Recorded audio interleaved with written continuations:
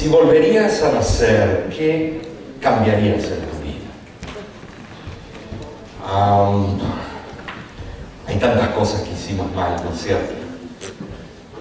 Tantas, el mundo lo llama metidas de pata. Es un nombre medio no muy exquisito, pero tantas cosas que uno como ser humano ha hecho y se lamenta en la vida. ¿Por qué no he escuchado consejos? Hay que nacer, primero hay que morir para nacer. ¿Cómo es eso? Lo llevo ahora a un tiempo cuando en el cuarto siglo, quinto siglo, había una lucha y San Cirilo decidió traer una idea: que Cristo no era suficiente para la salvación, que Cristo Jesús estaba apartado de la necesidad del ser humano, que sí se preocupó hasta el momento de la cruz, pero luego delegó a sus santos apóstoles, a su madre y a otros santos para que alcanzasen la salvación las personas. Cuando fui a Europa a hacer algunos estudios, que mañana lo vamos a ver, cuando estudiamos el cuerno pequeño, la gran ramera, las hijas, la caída del cristianismo y la respuesta de Dios. ¿Por qué tantas religiones en el mundo? Entonces llegamos a esta gran obra de arte.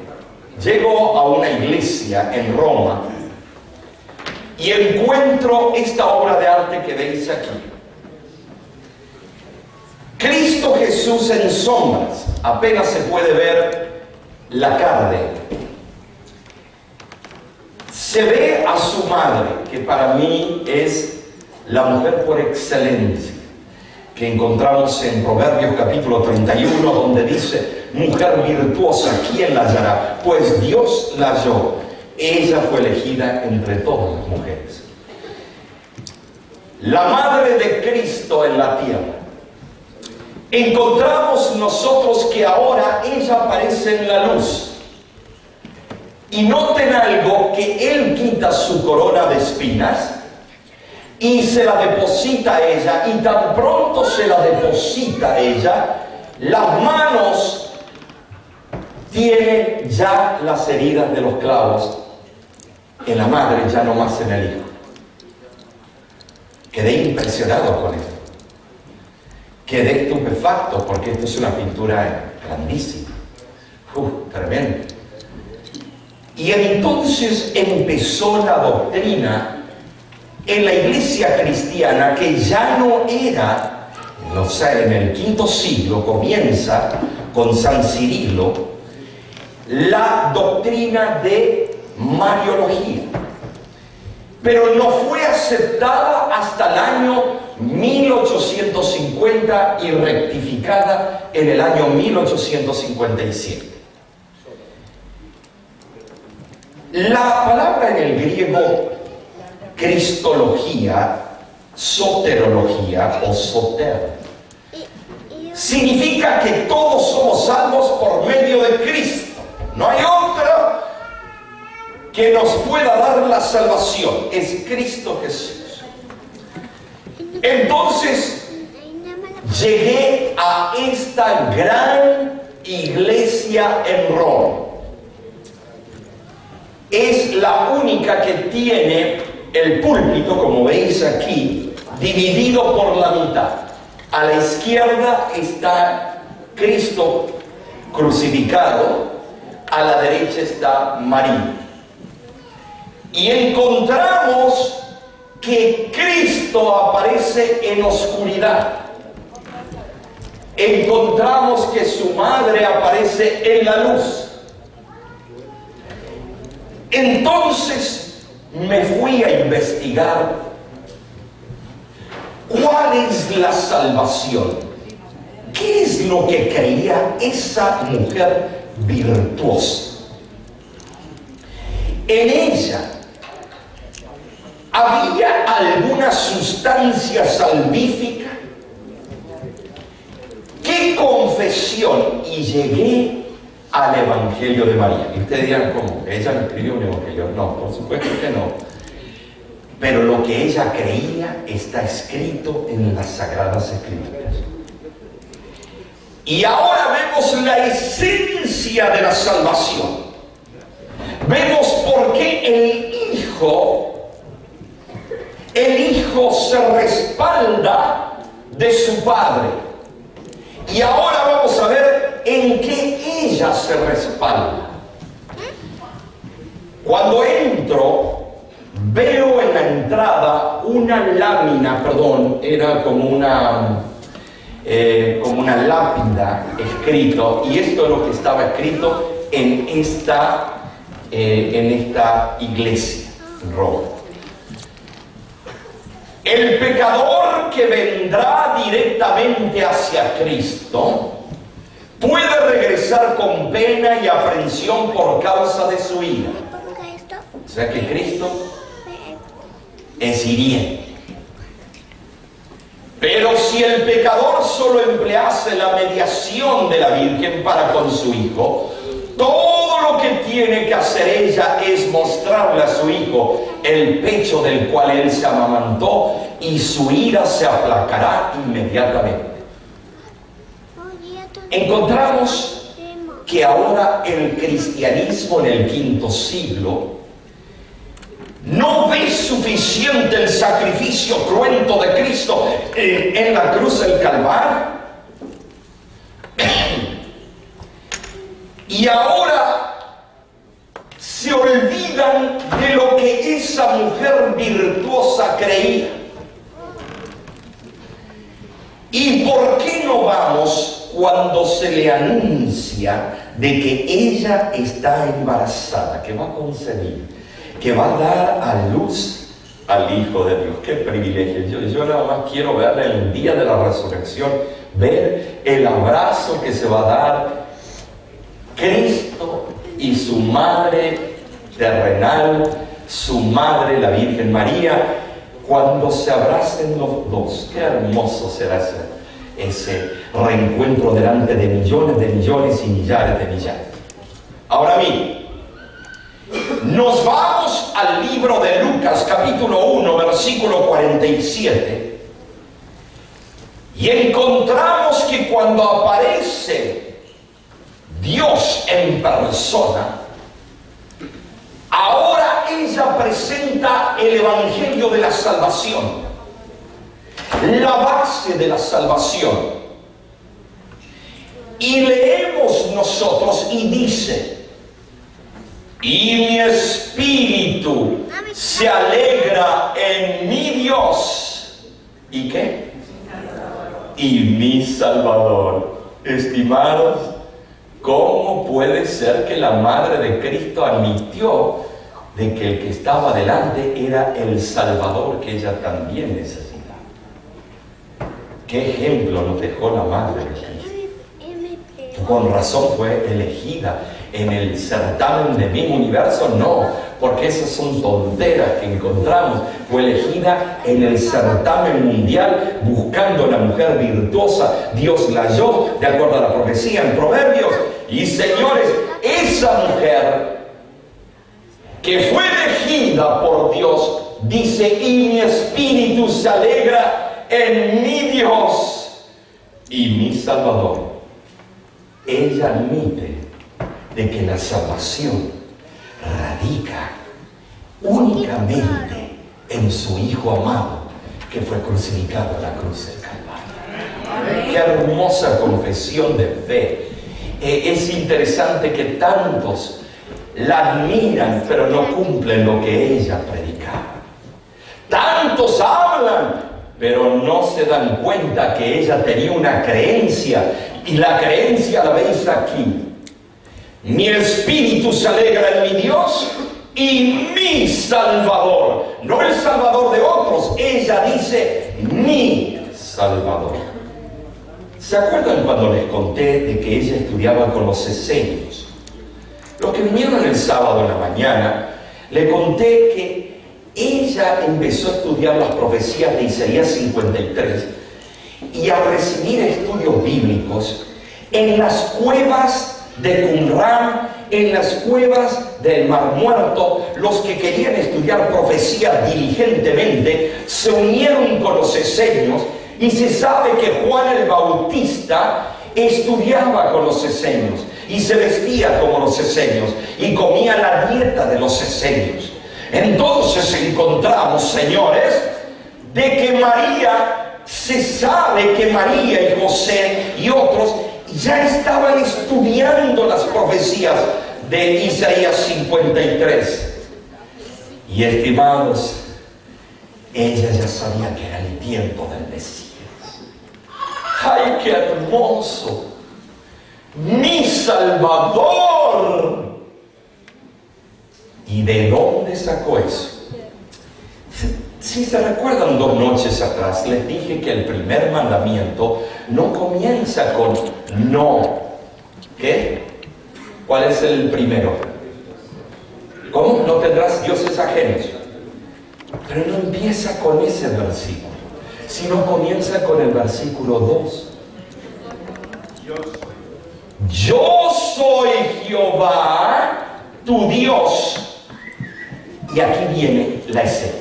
Quiero que entiendan bien de dónde, por qué María admite que el que está delante de ella es el Salvador, el libertador, Emmanuel. Le voy a decir, porque María estudiaba del Antiguo Testamento porque el Nuevo no estaba escrito. El Nuevo se escribió 300 años después de Cristo. Ya había copias, diferentes copias del Nuevo, pero en el año 100, en el concilio de Hippo, se hace el canon como lo vemos hoy en día, pero se hacen algunas modificaciones los siguientes siglos. Entonces, María era una mujer estudiosa del Torá. Y en el Torá, en Éxodo 20, 1 al 2, dice: y habló Dios todas estas palabras diciendo, señores, no puedes entender los 10 mandamientos si no entiendes esta parte. El primer mandamiento es un paquete. Es el versículo 3 y es el versículo 2. Porque si tú no entiendes esto, el versículo 3 y 4 y 5 no tienen sentido alguno. No te inclinarás, no las harás, porque yo soy Jehová celoso que visito las generaciones. Estimados, ¿por qué? Yo soy Jehová tu Dios. 3 títulos. Yo soy es un título. Jehová, su nombre. Tu Dios, tercer título que encontramos. Y ahora vienen las obras. Antes de presentar lo que no pueden hacer los seres humanos, Él se presenta como el Salvador y el Libertador en el Antiguo Testamento, en el Torá. Algunos dicen la gracia solamente en el Nuevo. No. La gracia comienza en el Antiguo. Si no hubiera venido Cristo, si no hubiera sido por la gracia del Padre. Amén. Entonces, mira, yo soy Jehová, Yahweh. Y Dios, Elohim, Alehim en el arameo, que te libré. ¿Cuál es la característica principal de Jehová tu Dios, el gran yo soy?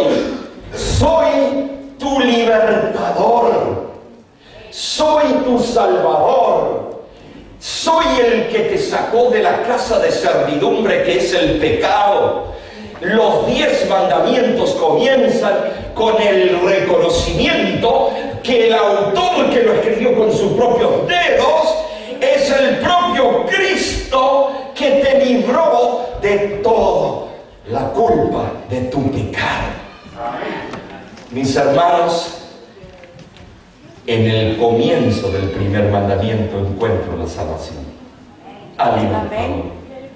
Y María, cuando ella dijo, y mi espíritu se alegra en mi Dios y mi Salvador, ¿a qué versículo se estaba refiriendo? A Éxodo capítulo 20, 1 y 2. Entonces, como está escrito, no hay justo ni aun uno. Ni hay, dice, no hay quien entienda, no hay quien busque a Dios. Todos se desviaron, aún se hicieron inútiles. No hay quien haga lo bueno, no hay ni siquiera uno en esta iglesia esta noche. Estimados, si tuvieran que elegir un pastor para su propia iglesia, con este resumen, con este historial, usted jamás hubiera elegido al apóstol Pablo para ser su pastor, porque era el machetero.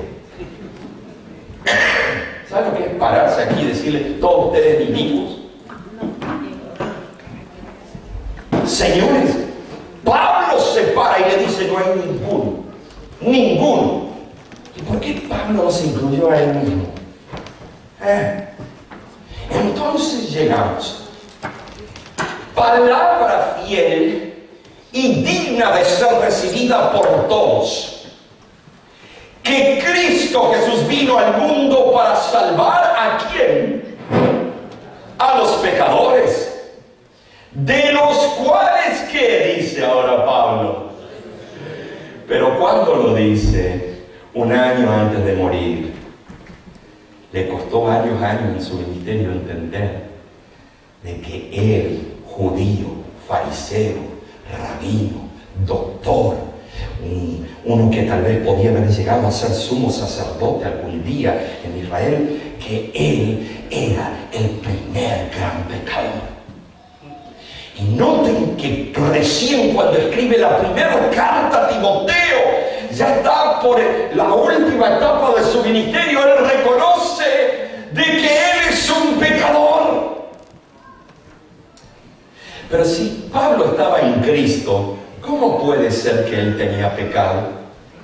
Algunos dicen, una vez salvo, siempre salvo, y no puede cerrar porque ya tú estás pactado con Cristo. Pero Pablo aquí enseña que aquel que no reconoce todos los días de su vida que su justicia son como trapos de inmundicia, que es pecador, pecado por ignorancia y pecado sabiendo lo que haces. Y entonces respondió Jesús un día hablando con un gran doctor que lo más probable conoció al chamaco Pablo. Se llamaba Nicodemo, y Nicodemo lo más probable conoció a Cristo a la edad de 12 años cuando llegó al templo. Nicodemo estaba comenzando su ministerio. Si hacemos el cálculo cronológico, Nicodemo tenía, cuando Cristo llegó al templo a la edad de 12, tenía unos 30 años de edad. Nicodemo ya lo había conocido. Cuando luego más adelante Nicodemo va a la medianoche a consultarle a Cristo qué debo hacer para ser salvo, ya se conocían los dos. Por eso no hay presentación, no se presentan uno al otro, se fueron de directo al grano. Y Cristo lo mira ni lo saluda. Oh, gran ilustre doctorazo. No le dice. Entra Nicodemo y le dice, de cierto te digo, que el que no nace del agua y del espíritu no puede entrar en el reino de Dios. Ay, Nicodemo se quedó estupefacto, empezó a usar ironía, sátira, al burlarse de Cristo. ¿Cómo puede un hombre nacer de nuevo y entrar en el vientre de su madre? Estaba tratando de burlarse de Cristo. Y Cristo le dijo, tú no has nacido del agua y del Espíritu. Y ahora viene Cristo y le dice a todo aquí en Westbury, los que estamos, el que crea y sea bautizado, ¿qué dice? Será salvo. Algunos me dicen, yo fui bautizado cuando era un bebito por el pecado original. Yo fui bautizado en tal iglesia porque ahí me bautizaron con el Espíritu Santo. Yo fui bautizado en el nombre de Jesucristo. Abandoné el camino del Señor unos años. Pero estimados,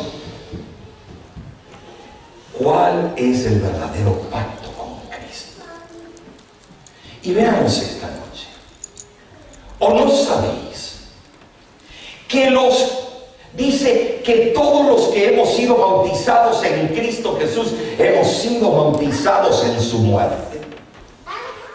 Es un reconocimiento, como dije anoche, de que la muerte es la paga del pecado. Entonces Él fue nuestro sustituto, porque el código penal del cielo reclama tu vida, que debes morir. Ahora Cristo muere y Cristo dice, esto es mi pacto que haré de aquí en adelante con los hijos del reino. Y ahora encontramos, porque somos sepultados juntamente con Él. ¿Para qué? Para muerte por el bautismo. Así, a fin como Cristo Jesús resucitó, ¿cuándo? De los muertos por la gloria del Padre, así también nosotros andemos en vida nueva. ¡Ah, qué hermoso! Algunos dicen, pastor, yo quiero ser más, quiero llegar perfecto a ese punto. Hay un problemita con eso, amigo. El bautismo es el comienzo del camino, no es el final. Y a veces escucho tantas cosas que yo me imagino los ángeles con el tintero de escribano que van y escriben nuestras respuestas. Yo no sé si tienen un sentido de humor, pero se deben matar de risa. ¿Por qué? Porque estas son las excusas. Yo quiero estar más listo.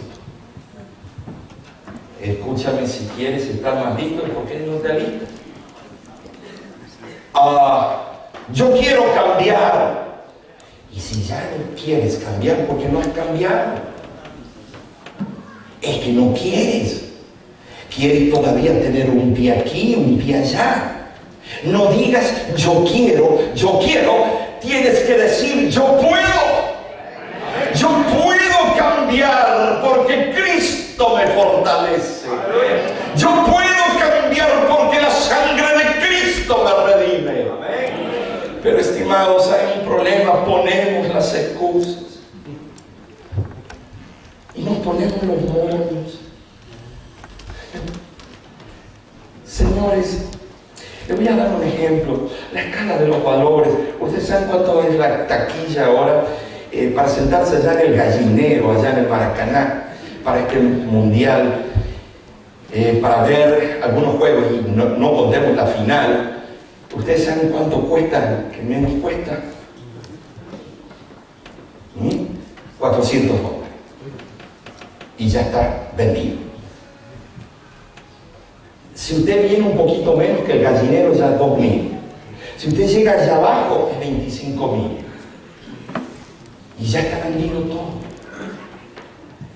¿Ustedes se dieron cuenta cómo para las fiestas, para el mundo, para las diversiones, no les interesa, pagan lo que sea, pero para la salvación que Cristo te da gratuitamente, ¿cómo cuesta convencer a alguien que necesita salvación? Llenar las bancas, por ejemplo. Estábamos en una campaña en México y a unas cuadras, no, 2 cuadras, a una tremenda carpa, y vino la banda Macho. Señores, esa noche sentíamos la lucha entre el bien y el mal. Se llenó con varios miles de personas esa carpa y la taquilla no era tanto, pero para nuestros países sí es $20 la taquilla por persona. Y el lugar donde estábamos reuniendo, hablando sobre la salvación, éramos unos pocos, era un residuo, era un pequeño remanente. ¿Y por qué? Porque el mundo es atractivo y, estimados, pensamos que si nos entregamos a Cristo vamos a tener que dejar cosas que no estoy listo para dejar. Y ahora dice: el que ha muerto ha sido justificado del pecado. Ustedes ven estas estructuras en Asia Menor, cuando se hace el viaje de las 7 iglesias, que es en Turquía. Llegamos a una parte que se llama Capadocia, las ciudades de refugio que existieron por varios miles de años ya, que los invasores venían y empezaron a cavar en estas estructuras de rocas hechas por la lava, y empezaron con martillo y cincel. Y en el tiempo de los cristianos, las persecuciones grandes, en el primer siglo hasta el tercero, los cristianos se escondían allí en esa área, en esa comarca. Y es algo fenomenal, porque cuando usted llega ve todo hecho con martillo y cincel, no con máquinas eléctricas. Recuérdense que esto tiene más de 2000 años. Y ustedes vean que los cristianos en aquel tiempo, con el fervor del Espíritu que había descendido sobre ellos practicaban el comando que el Señor les había dado. 6 tipos de bautismos hay en el cristianismo. Pero Efesios 4:5 dice: un Señor, una fe, un bautismo. ¿Y por qué tanto? Encontramos entonces una iglesia del primer siglo en Filipos. Encontramos esto el año pasado cuando fui, lo pude ver en persona. Ahí está un bautisterio, cómo bautizaba la iglesia cristiana primitiva. Este es el bautisterio donde se bautizó el primer emperador romano que se convierte del paganismo al cristianismo, supuestamente, llamado Constantino, en el año 312. Aquí podemos ver, pero en el año 1311, en el concilio de Ravenna, se reúnen más de 300 líderes representando todo el imperio sacro romano, y se reúnen en Ravenna y toman la decisión oficial del bautismo por aspersión y chorreado. Era más válido que el bautismo real de Cristo. Entonces se cambia otro punto de fe el cristianismo por conveniencia, cuando la Biblia dice diferente. El bautismo infantil que veis aquí lo veis, la idea se saca de Salmo 51. Cuando el rey David dice: en el vientre de mi madre fui formado, ¿en qué? En pecado fui formado en el vientre de mi madre. Señores, es la oración de confesión cuando él manda a matar a su mejor amigo Urías y se queda con la esposa y se acuesta con la esposa, y ella concibe y sale de ese linaje un niño que muere, y luego vemos nosotros lo que pasa. Señores, vemos nosotros claramente de que el bautismo por chorreado es porque agarran el cristianismo bautismo mundial, el capítulo 51 de Salmos, y dice: ¿no ves? Los bebitos nacen con la maldición, y si mueren y no son bautizados, se van a algún lugar entre el cielo y el infierno. Hasta el año 1965 se aceptaba el limbo. Después se lo abolió. Se dijo que ya no existía más. El cristianismo cambió de parecer en el mundo. Entonces, del pecado original, algunos dicen: es que hay que cuidar, porque los hijos pueden crecer en maldición. Pero vamos a ver algo. ¿Qué enseñó la Virgen María? ¿Por qué Cristo no fue bautizado cuando era un bebito? Es que en él no hay pecado original, pastor. Pues tampoco tenía pecado cuando tenía 30 años de edad. Entonces ni de bebito ni de 30 se hubiera bautizado. Cuando David habla del pecado que en el vientre de su madre, estaba hablando de una experiencia, estaba hablando de las tendencias que nacemos todos, estaba hablando de una genética, pero no estaba hablando de una herencia imputada por Satanás.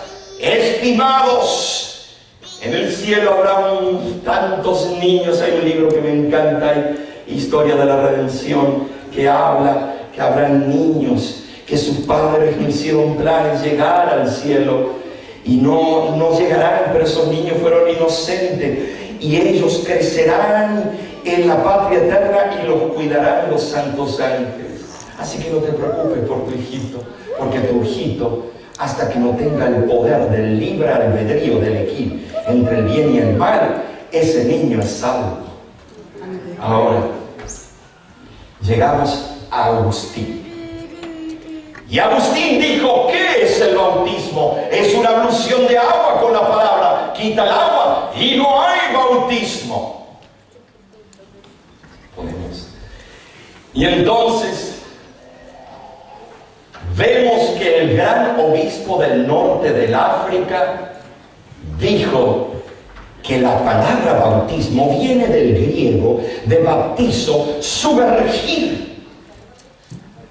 Ahora veamos.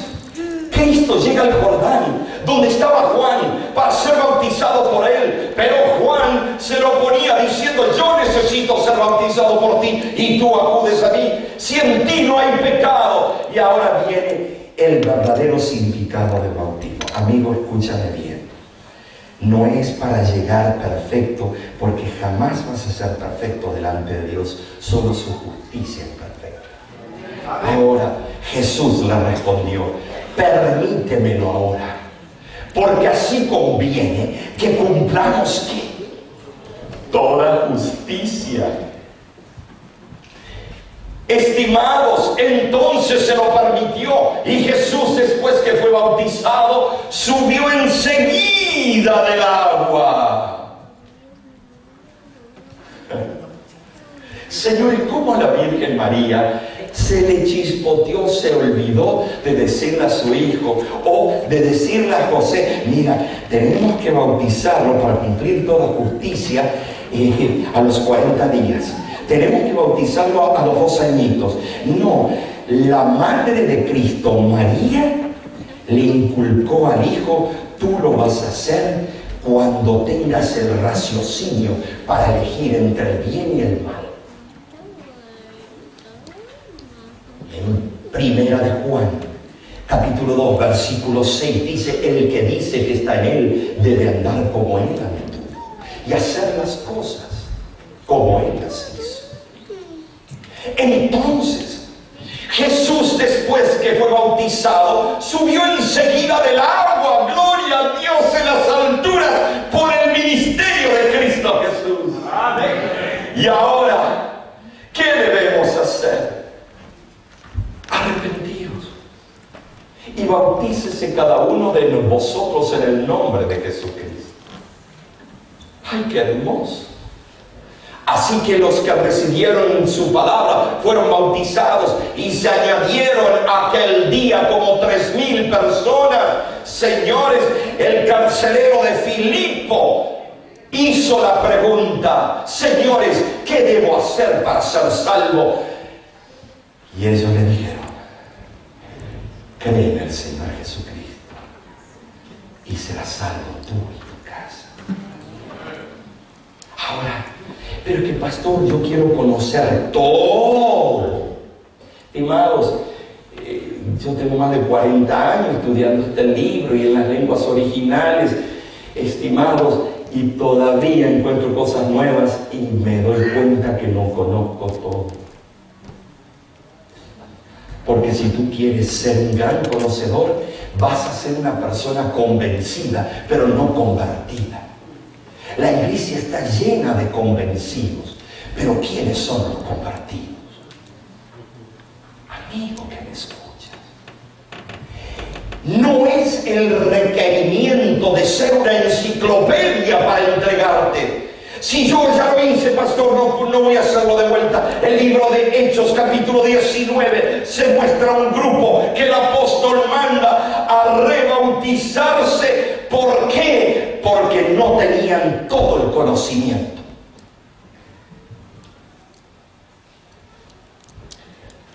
¿Por qué, pastor? ¿Por qué? Te voy a dar el secreto. Proverbios 28:9 te lo contesta. Y no te sientas mal, porque si el zapatito te entra, te lo pones. Si no entra, déjalo a un lado. Pero ¿por qué debes reafirmar tu vida, reconfirmarla? Porque si esto ocurrió en el pasado, debes tomar tu decisión de vuelta.